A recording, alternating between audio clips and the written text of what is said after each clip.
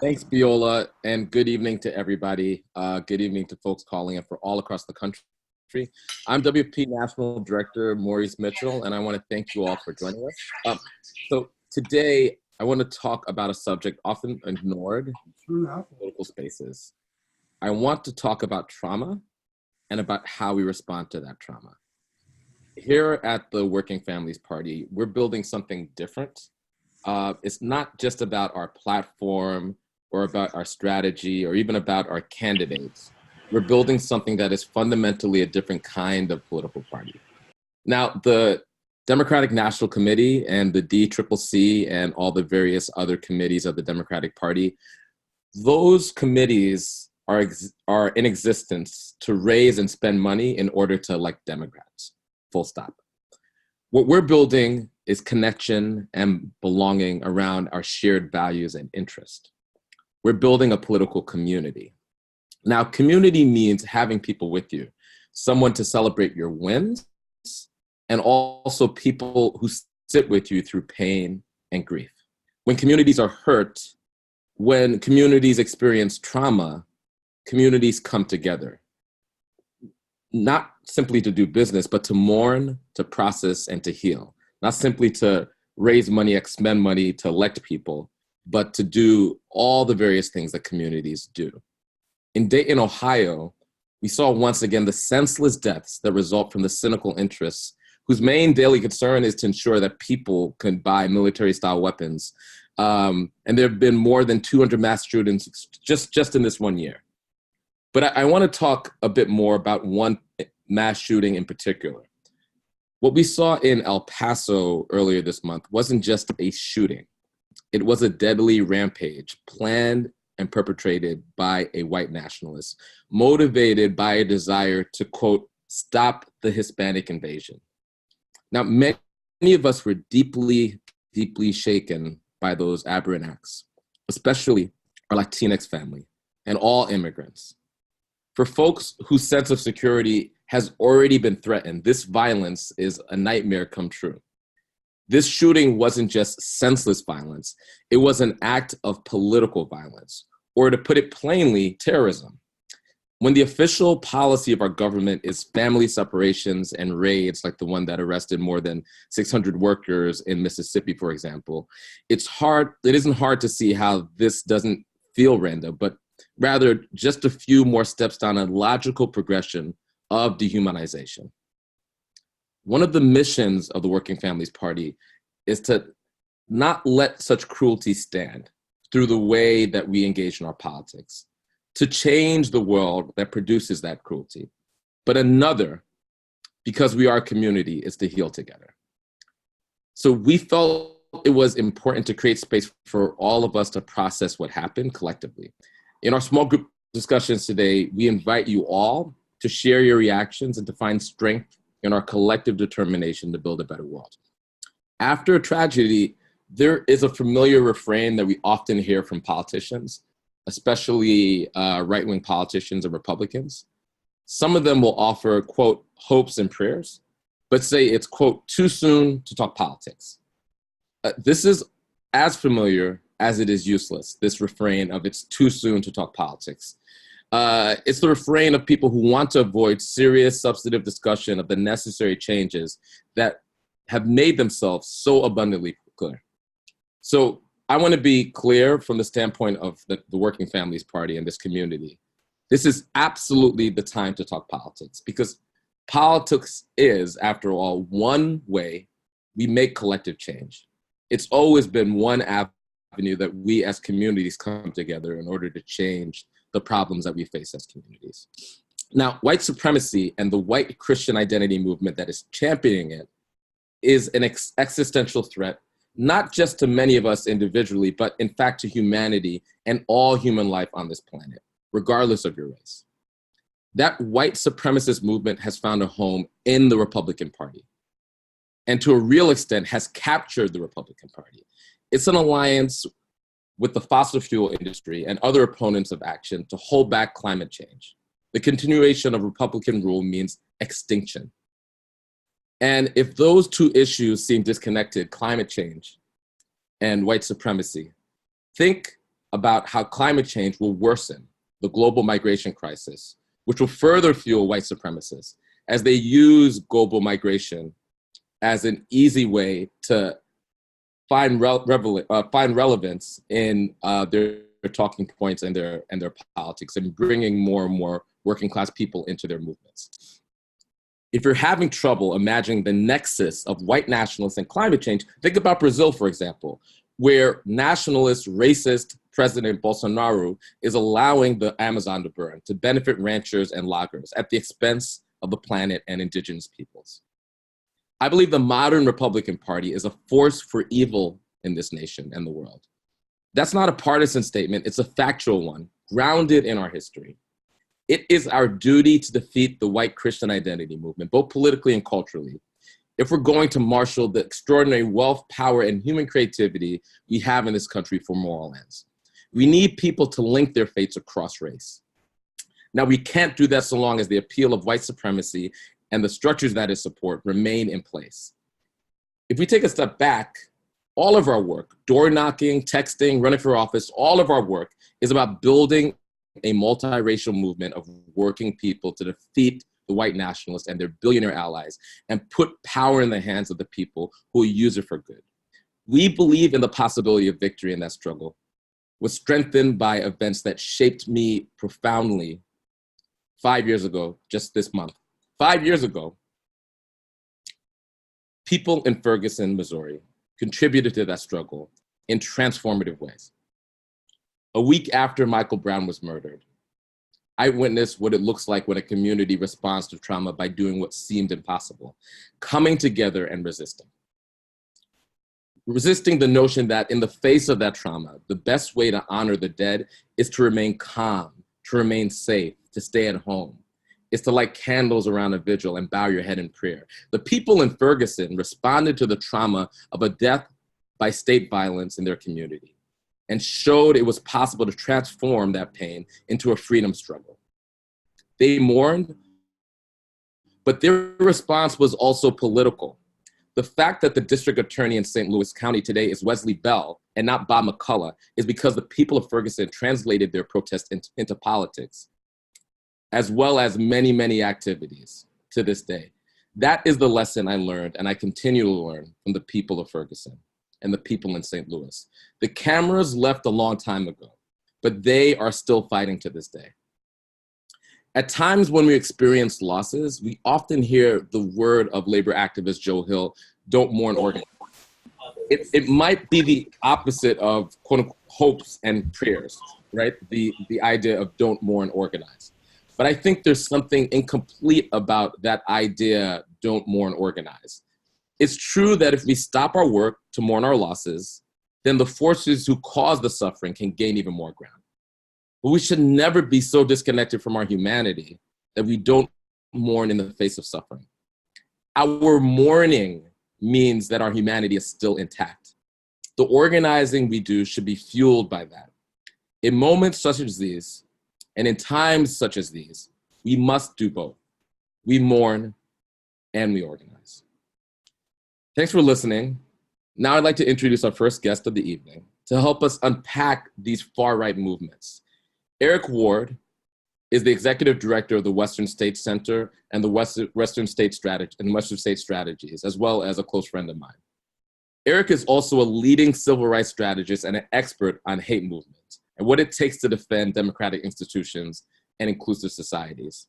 Eric, I want to thank you so much for joining us today, and I'm going to just get right into it and start with a question. Thanks, Maurice. So my first question, and thanks, Eric, for joining us, is since the start of the Trump administration, we've seen these white nationalist and white supremacist movements really organizing in ways that I at least have, but in reality, I know these movements have always existed. And so could you tell us a little bit more about this history? Where does all of this come from? Thanks so much, and it's wonderful to be here with all the supporters of the Working Families Party this evening. Though, interesting enough, the white nationalist movement, and when we say white nationalist, I want to just identify for a second, we're not talking about the system of white supremacy that has existed pre-existing the United States, white supremacy that was grounded in chattel slavery and the stolen resources and lands of Native people and the control of women's sexuality. White nationalism is a social movement, as white supremacy is a historic and present-day system of exploitation and disparity. The white nationalist movement, interesting enough, comes out of the success of the civil rights movement of the 1960s. If we remember, white supremacy is the rule of law in pre-existing 1968. It is how culture and economy is defined. It's not debated. It's just how people see the world. Now comes along the civil rights movement made up primarily of African Americans and other allies who defeat white supremacy, the idea that white people are superior. So imagine you believe in Jim Crow, you believe in separate but equal, but all of a sudden now you've lost to folks you have thought of as inferior all your life. How do you explain it? And it's in the explanation that white nationalism begins to take root. White nationalism tells itself that it didn't lose to Black people. And it says this so that it can create and maintain the idea of white superiority. It answers instead that it lost to a global Jewish conspiracy. It takes on anti-Semitism along with its historic racism. It sets itself apart from existing white supremacy. It sees itself as at war with the United States of America. But we should be clear, in their view, what they are at war at is the idea of a multicultural, multiracial democracy that is people-centered, accountable, and transparent. Maurice, I would say this. We should understand that the white nationalist movement seeks to create an ethnic state, a white-only ethno-state. It seeks to free itself of people of color and Jews altogether. It is a social movement, it is on the rise, and it is beginning to have an impact, as you laid out, in public policy. If white supremacy is a system, white nationalism is the social movement that seeks to take control of the state in order to rid itself of all kinds of people of color through assaulting what we have of a democratic system in America. Thanks, Eric. I really appreciate that sort of historical context, because I think a lot of us are sort of seeing these outgrowths of these organizations and this terrorist attack sort of out of context, and it's been really demoralizing and really traumatizing for people. So providing that historical context, I think, is so helpful to understand the roots of this. Now, my other question is just plainly, what do we do? What may we do in order to stop them? As you said, they're on the rise. So it is a social movement that's on the rise, and I think that it calls for a re-examination.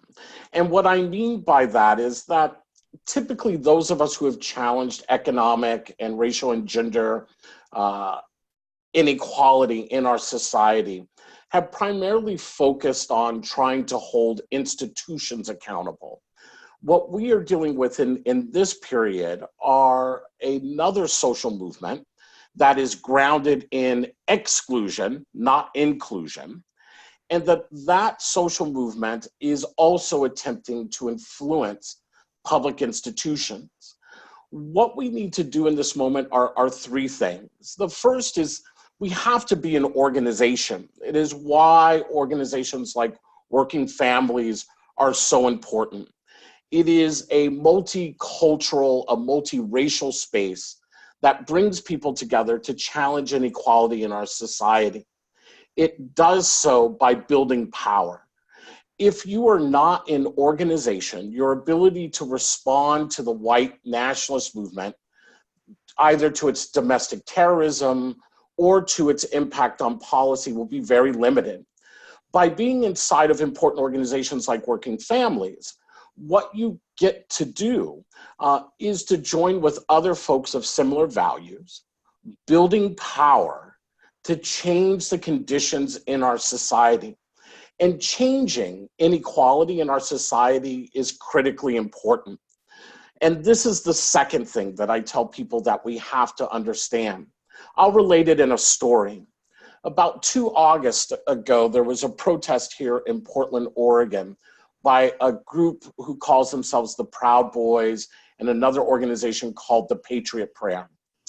There was a young white nationalist who was being interviewed by someone with a video camera. And the person was saying to him, "Why are you here in Portland, Oregon? No one wants you here. Not the mayor, not community groups.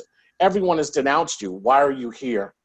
And the young white nationalist said, "Yes, I've heard that. No one wants us here.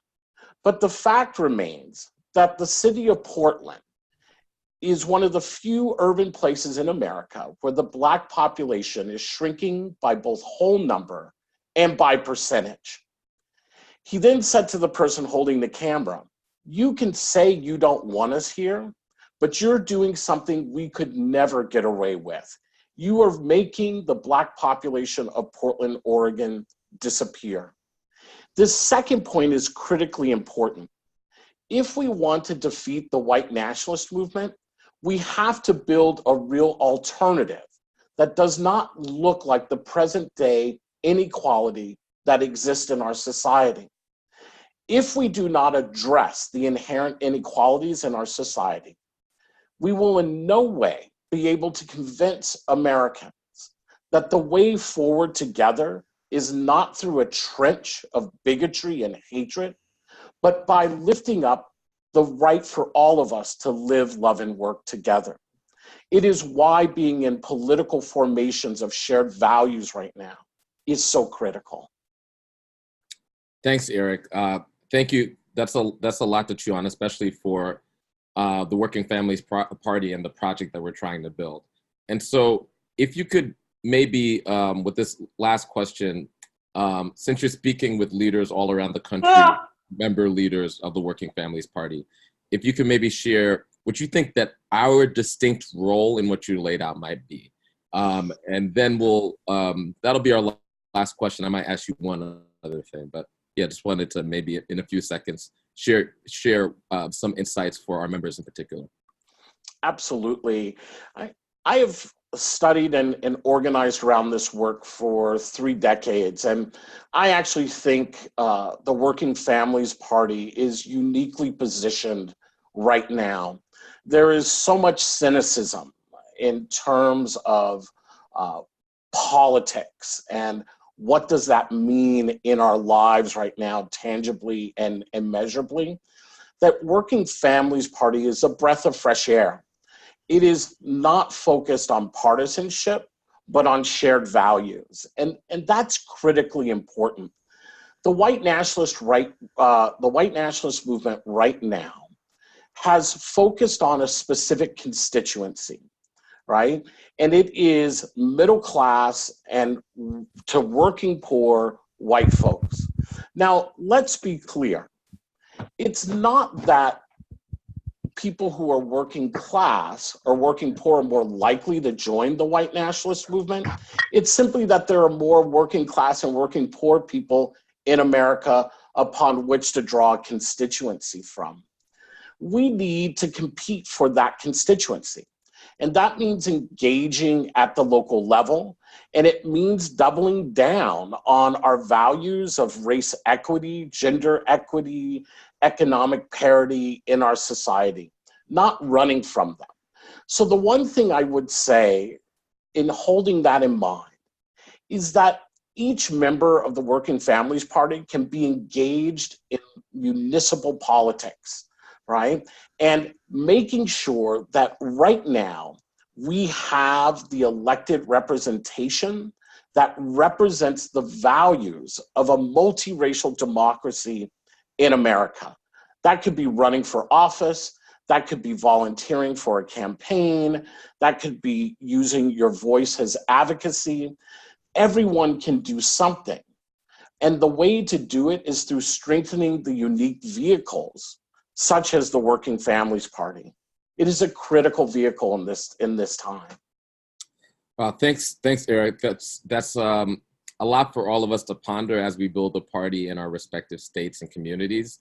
And just one last question. I think it's fitting, since you talked about the role of specifically of the party in building that multiracial alignment. Would you today join as a member of the Working Families Party? You know what? I've never actually been asked. And yes, I would actually. I will join. And thank you for asking me. And I will make sure that I ask others as well. Great. Thank you so much, Eric. Thank you for everything and all the work that you're doing. I really, really appreciate you. And so next, and thanks again, Eric. And I really appreciate Eric's context setting. And we're going to use that as a container as we have the rest of our conversations on this call. So I'd like to introduce our next guest, and one of the most exciting WFP success stories of this year. And so as I noted, WFP is electing the next generation of truly transformational leaders around the country. It's hard to think of a better case study for our theory of change than our next speaker, Candy Sidabaka. Now, Candy is an organizer and Colorado WFP State Committee member from Denver. This spring, she took on a very powerful incumbent city councilman who was backed by huge donations from real estate developers.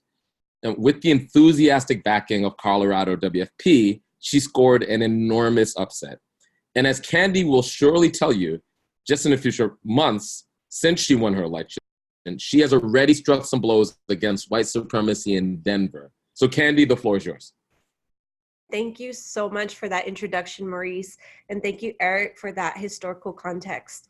A little bit more about myself. I'm a fifth generation native of the neighborhood that I ran to represent. I'm a first generation high school graduate, and I am a Latina in our community who lives in a Superfund site and a food desert, and so experienced all the inequities that come along with living in poverty.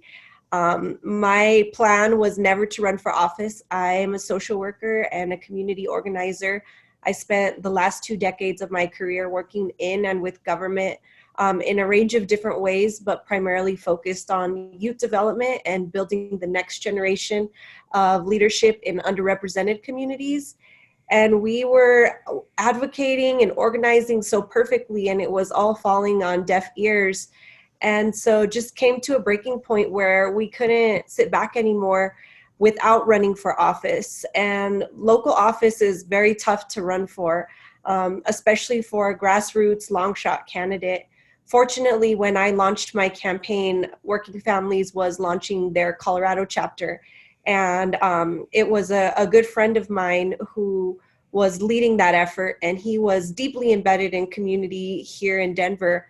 And so I went to the first training, the candidate training that they had here in Denver, became a member, and secretly hoped to receive their endorsement later on in my campaign. I ran an 18-month campaign. And so close to the end of my campaign, I was fortunate enough to receive the endorsement of Working Families. And I think that really was the tipping point for us. We had brought in a lot of community support, but bringing in Working Families really turned the tide for us because of our leads, investment, and embeddedness in community. We knocked the doors, we knocked it out. And in less than a month, my 1-month anniversary was last week. And a couple of weeks ago, we were able to make national news with an unprecedented move here in Denver. We have a very weak city council, but one power we do have is over contracts. We can vote yes or no on them. And in the last decade, not a single contract had been denied. And I led an effort to deny $10 million worth of contracts for private prison companies who run our community corrections here in Denver, and was surprised to find that 7 of my 13 other colleagues were in alignment with us, and we blocked those contracts. We had never had a public comment on a contract, and so we orchestrated a beautiful lineup of testimony from the community, from experts, people who were coming out of corrections, And I think that moved my colleagues. And so it was a perfect example of why the investment in the long shot candidates makes sense. It was a perfect example of why working families needs to be involved at the local level, and really it shined a light on the hope and the possibility for change when we start at the local level. And so that's a little bit about me. Thank you guys for allowing me to share that tonight and for recognizing the work. I'm proud to be a Working Families member and invite everyone I know into the party as well. Thank you so much, Candy. And, you know, I could just speak for everyone on the call to tell you that both your victory, but just not only a month after, already your success legislatively gives us so much hope for the type of politics that we're trying to build, and sort of breaks through that cynicism that, you know, Eric talked about, that is going to be so necessary in order to build the type of political movement around the country in order to fight back against the right wing. So thank you so very much. Thank you. So thank you again, Candy. Now, every month, we also take the opportunity to highlight a new WFP member. We often get to bring a friend like Eric to talk. We have often WFP elected officials and candidates like Candy to share sort of their testimony about the work that they're doing. And we try to create space for members and new members. And so we want to highlight a new WFP member from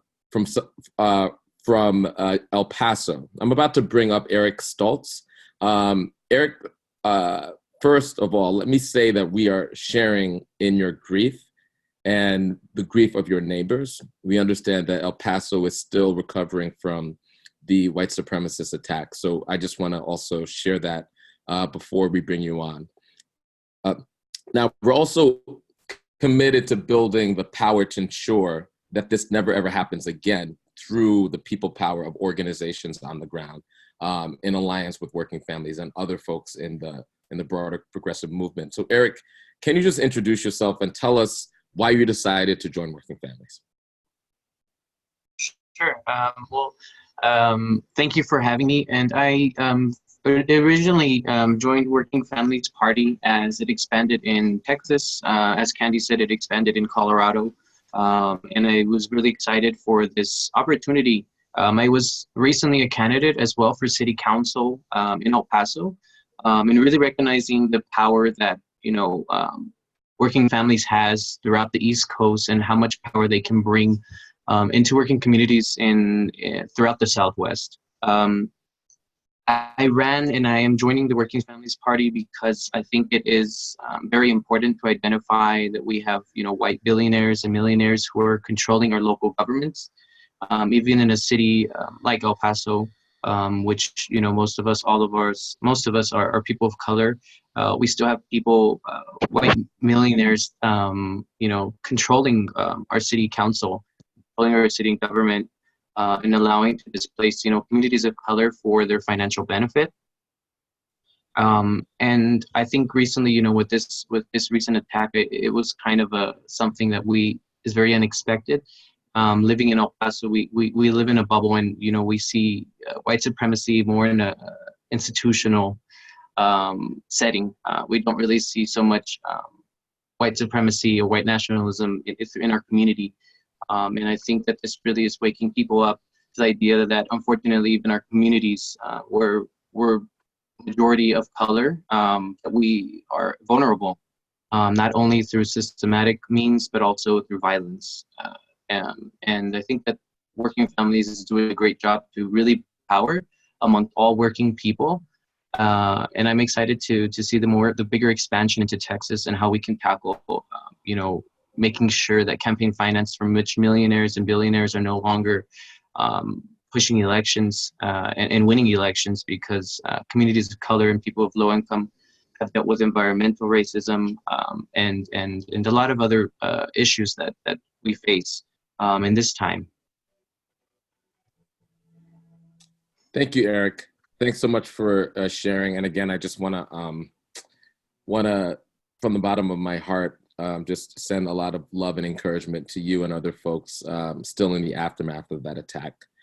Now, the truth is people have different experiences, but we also have a lot that unites us. And we've kind of, throughout this call, threaded that sort of theme throughout all the conversations we've had. Now, whether you're Black, brown, white, Native, or Asian, most of us want the same thing: a nation where people can thrive, not just survive, and where we can determine for ourselves the nature of the decisions that happen in our communities. Now, we all want to have great healthcare, for example, great schools, clean water, and that's within reach if we could, again, self-determine and build the type of grassroots political movement where we have elected officials that will demand those things. And there's no one, no individual, no wealthy billionaire or millionaire that's going to save us. No committee in DC that's going to save us. No particular political, like Nancy Pelosi is not coming to save us. Chuck Schumer is not coming to save us. There's no particular political leader that will somehow magically save us. The only people who can save us is us. The white nationalists are getting organized. The corporations and billionaires that fund the right don't want us to succeed. And to be clear, the centers of power in the Democratic Party don't want us to succeed either. In some respect, they stand the most to lose if there's a true grassroots, multiracial democratic, small d democratic movement that arises. All we are at the end of the day is our members at the Working Families Party. At WFP, we depend on one another. We depend on your smarts, your creativity, your time, your resources, your money, all of those things. And that's why I'm going to remind you to sign up as a WFP member. If you believe in this movement, if you believe in the movement that we're weaving together, we really need everybody on this call to be an active participant. And so if you've never officially joined, this is a moment for you to officially join. What you could do with your cell phone is just text the word member to 738-674. So just text the word member to 738-674. If you see the chat box, you could click on the link and that'll lead you to a page where you could become a member, and it'll take you directly there. So we just ask for you to do that, to become a member and to join us in building this political community. I'm just gonna give everybody just a minute to sign up. And I'm serious about this. If you're on this call and you're not already a dues paying member, it's time to step up, and it's time for you to in very concrete ways, build a political movement that will ultimately be part of the broader political movement in order to beat back this white supremacy, beat back the ultra-right, beat back the Republican Party, and reclaim our democracy. So if you have, great, Joe. So Joe just joined. Thank you, Joe. Let's see. Any other folks? You could just on the chat let us know that you joined. And Meryl, thank you so much. Thank you so much, Meryl, for doubling the monthly support that you've already given. We appreciate you. Again, we're not going to be funded by millionaires or billionaires. We're funded by our donations. I'm a member. Many of the folks on this call are currently members, and every single day we need to build step-by-step a grassroots membership in order to build that beloved community that we believe in. Thank you, Ember. Thank you so much. Thank you, whoever you are on the iPad. Thank you for joining. Really appreciate you. Okay, so folks, the memberships are rolling in, and again, we appreciate it. And everything counts, like $5, $10, $20 a month is the small dollar donation from working and poor folks that build a true independent movement. So again, thank you. Okay, so as everyone here knows, one of the major milestones on our road to freedom and justice is November 3rd, 2020, Election Day, when we will resoundingly eject Donald Trump and the white nationalist movement he leads from the White House. At WFP, we believe that the key to ensuring Trump's defeat is for the Democrats to nominate someone who will campaign on a bold, transformative vision for our future. That's why we decided that the Working Families Party will endorse in the Democratic primary, and why we will all throw our weight behind the candidate who was best able to convince our members, our supporters and leaders that they have a vision and a plan to transform this country. We're all well along on this process, and right now I'm going to turn it over to Dylan Easterday, WFP's National Volunteer and Distributed Organizing Manager, to give us a quick update on where things are. Dylan? Dylan, yeah, okay, there you go. I can hear you now. Go ahead. Oh, actually, Dylan, I'm still having trouble hearing you. Let's try that again. Let's just make sure you're off mute.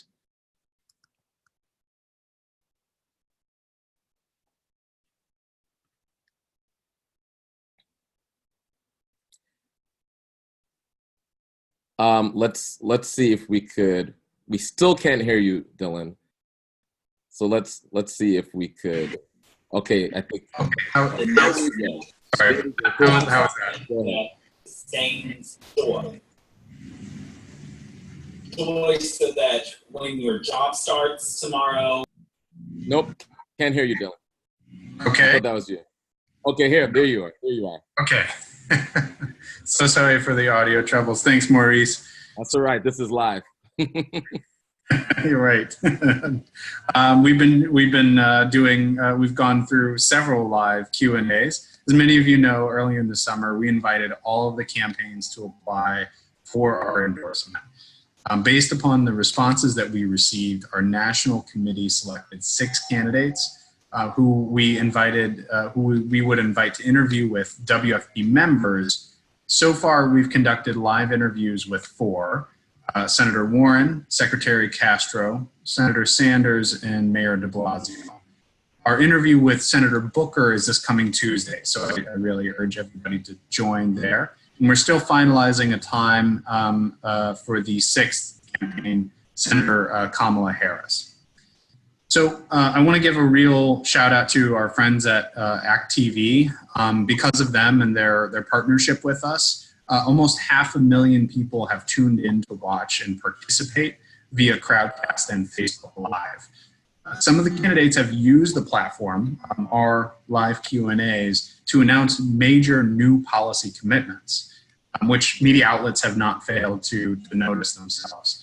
And sometimes these announcements were planned, and sometimes they were in response to just the hard-hitting questions that WFP members, like many of you, put to the candidates. So I'll just say, sincerely, it's been a really exciting and engaging process. So what happens from here? After all the candidates have taken your questions, we will move on to the vote in September. And here's how that vote will work. The Working Families Party National Committee, which includes representatives from our state chapters, national progressive, and movement leaders, will get half of the total vote share. WFP members and grassroots supporters will also receive an equal share of the votes. The supporter and membership vote will be held online. After Labor Day, we will have an affirmation period where supporters, all of you, can go online and affirm the Working Families Party values and your intention to vote. Then we will move on to the vote. The endorsement will be conducted using ranked choice voting. So I see some love for RCV in the chat. Thank you for that, if you're already well aware of ranked choice voting. But if you're not, don't worry. Here's how that works. Instead of casting just one vote for your favorite candidate, everyone who votes will be able to rank their candidate in order of preference from first to last. So if no one gets more than 50% of the combined first place votes of WFP supporters and the National Committee, the bottom ranked candidate is eliminated and their votes are reallocated to the votes of the voter's second choice. So this process continues until one of the candidates crosses the 50% threshold and wins. So that's it. That's the process. If you want to be a part of it and help decide who will win the Working Families Party endorsement, again, text WFP 2020. Add that 2020 onto it. WFP 2020 to 738674. And again, I really will give the pitch. We're going to be landing in Las Vegas in the next couple of days. So I hope that you will all join when we sit down with Cory Booker this coming Tuesday at 7:15 Eastern time. That's 4:15 p.m. Pacific time. Now back over to you, Maurice. Thanks, Dylan. So building, and I'll actually be sitting down with Cory this time. So that'll be me in Las Vegas at 7:15 with Cory Booker. So everybody on the call, check it out. So building our beloved community, building trust across differences is the only way we'll ever be strong enough to defeat the billionaires and the white nationalists. That's why we always carve out time on our WFP assemblies for us to connect with each other. In just a second, we're going to break up into groups for a few moments. The breakout takes a minute to get set up, so just hang tight for a minute as we break out. We will break for roughly 15 minutes tonight. So if everybody's ready, if you're on the phone, if you're on your computer, in 5, 4, 3, 2, 1, we're breaking out.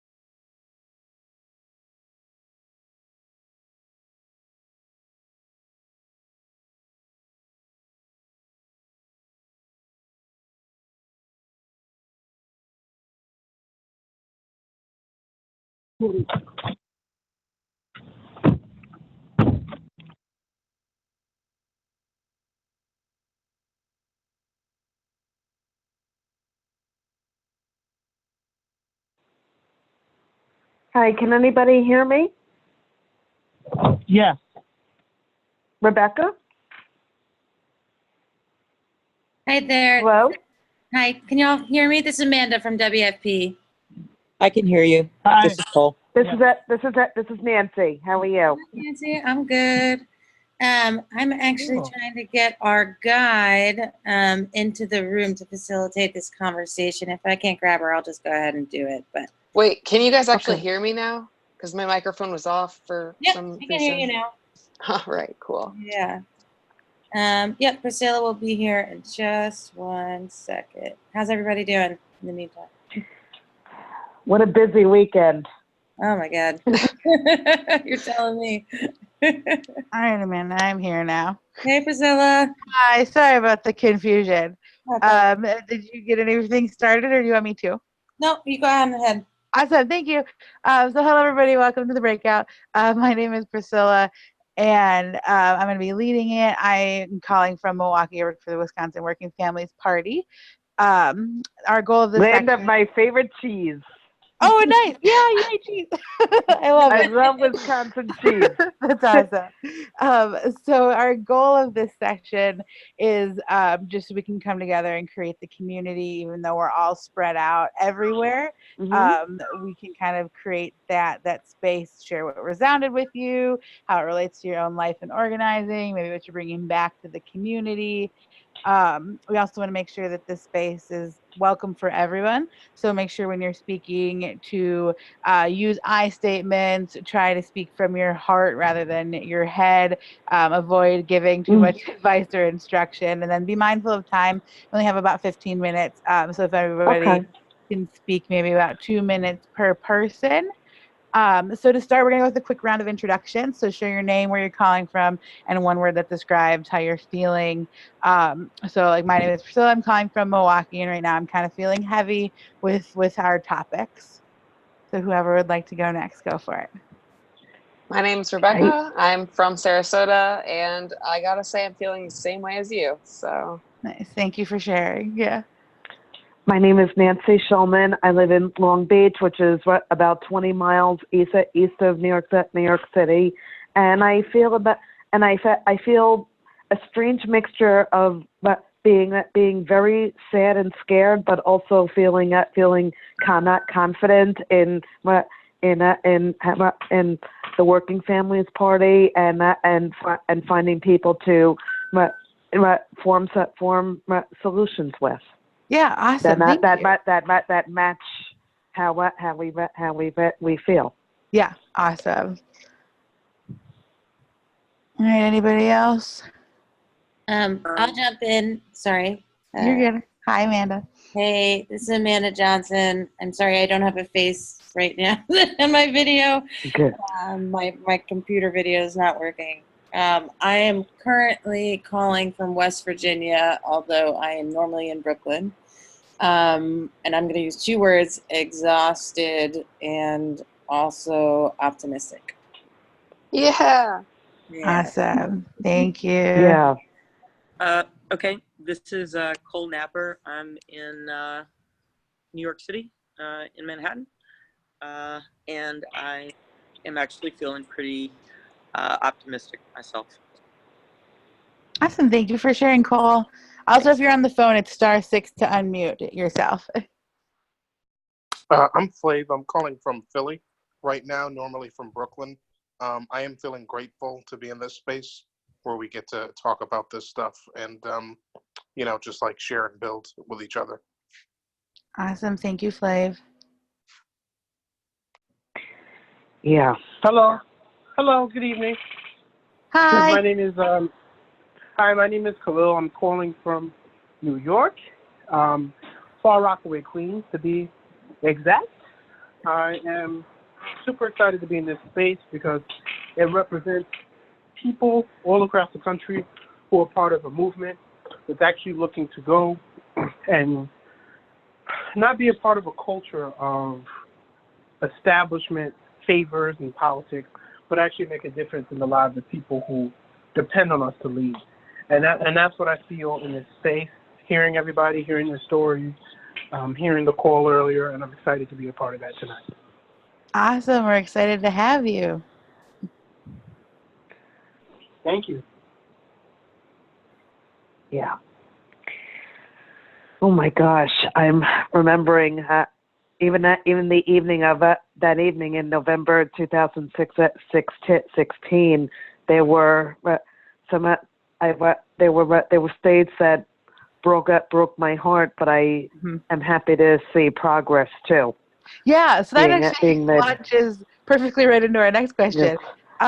Good job, Priscilla, getting in Tony Evers. Good job. Oh yes, we love Tony. We're not going to let Wisconsin go to Trump this time. So I guess our next question is, what's one thing that's giving you hope? Whether it's for the movement, whether it's for just you personally, what's that one piece of hope that you're holding on to in these heavy times? Knowing that there's plenty of people out there, not only in this country but around the world, who know what we're dealing with in this country and who support us. Yeah, that's awesome. Anyone else? We're doing a lot of. Sorry, this is Cole in New York City. Look, we're doing a lot of work, and it feels good. It feels like we're actually getting things done. So yeah, that's cool. That's awesome. It's a good feeling for sure. Yes. Thanks. This is Amanda again. So the reason why I'm in West Virginia is I just ran a training for women, trans, and non-binary folks to become campaign staffers called Women Run Campaigns. And I am being in that room with so many amazing, inspiring people who are running for office and who are like energized and just have the right politics and the right framework and are coming together in West Virginia to change what their state looks like and what their community looks like was so deeply inspiring, and it gives me a lot of hope. Nice. Thank you, Amanda. Mm-hmm. Flav again. Yeah, the brilliance of my coworkers and colleagues gives me hope in our ability to connect to people and communities, and how great it is connecting with people all over the country who want real change. Yeah, no, I totally agree, Flav. I think that's the thing that's giving me hope too, is to see that there's people on these calls and there's people who are ready to jump in now and do the work, and that we have the momentum. I'm very excited for the next year. Yeah. All right, anybody else want to share any hope before we move on? Actually, Priscilla, I know you said earlier not to give advice. Although one thing I'm curious about is it also still feels like we did very nicely last November down to a lot of small details. I guess I'm concerned about making sure that people don't take for granted this year's elections too, no matter what state we're in, no matter how small or not small it is. I mean, in New York, throughout the entire state, it's local elections, and in New York, I mean, flipping the state Senate and getting the Democrat trifecta proved to be crucial. But how do we make sure to keep that going? And going and going and going.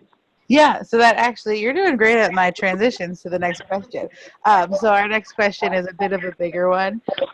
What do you think we should do as a movement to fight back against white nationalism, and specifically white nationalism, as not just myself, but as everybody?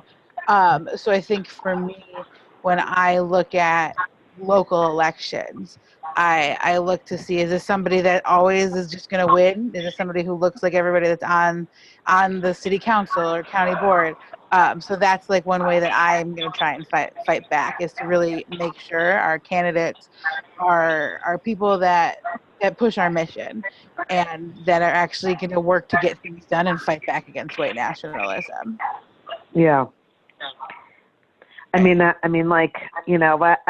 guess it's one of those things where I spent the weekend helping local candidates in the suburbs outside New York City, because and then I guess it's one of those things where once January gets here, it'll feel like that much more real when 2020 is officially here.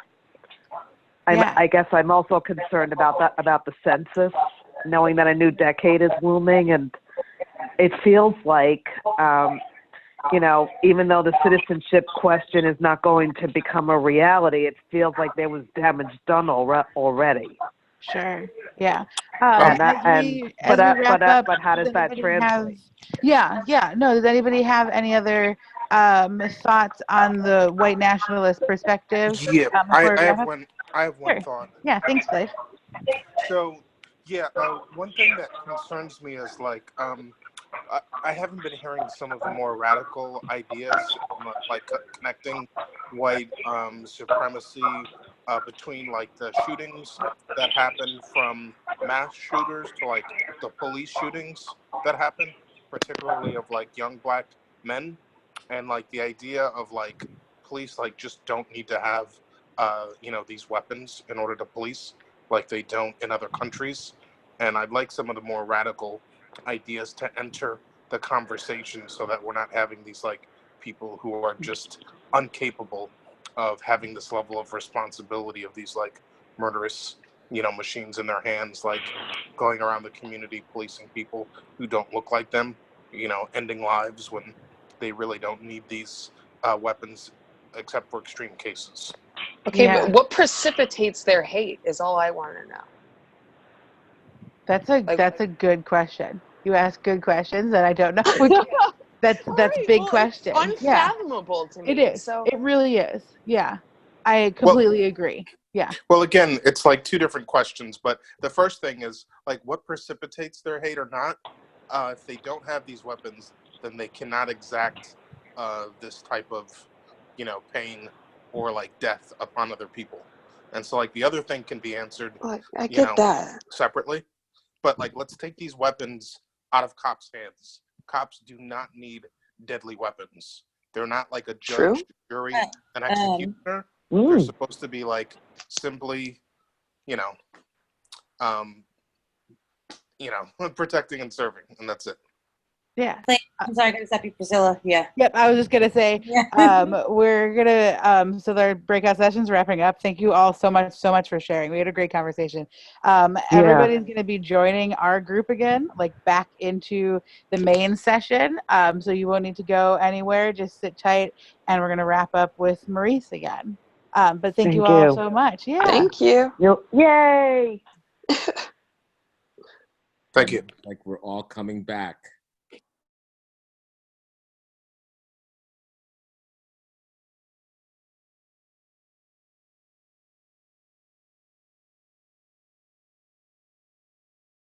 Again, as we're coming back, I just wanna thank everybody.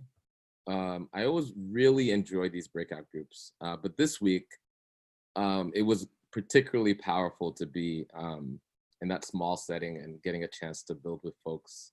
I appreciated, Bruce from New York, Shaniqua, Jessica from Chicago, just a few folks who I was able to meet. Some of the stuff that they had to say, I remember Shaniqua talking about how, as jarring as it is, it's actually really important and really encouraging that we're able to articulate the problem. We're saying white supremacy, white nationalism is a problem as a community in ways that we haven't before.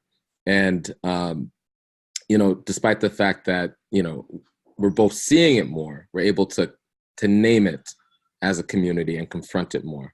And so I really just appreciate the fact that we have these opportunities to actually kind of little by little, month by month, weave that community across these various places, various people, various races. And so we're practicing the type of politics that the white nationalists both abhor and say is impossible.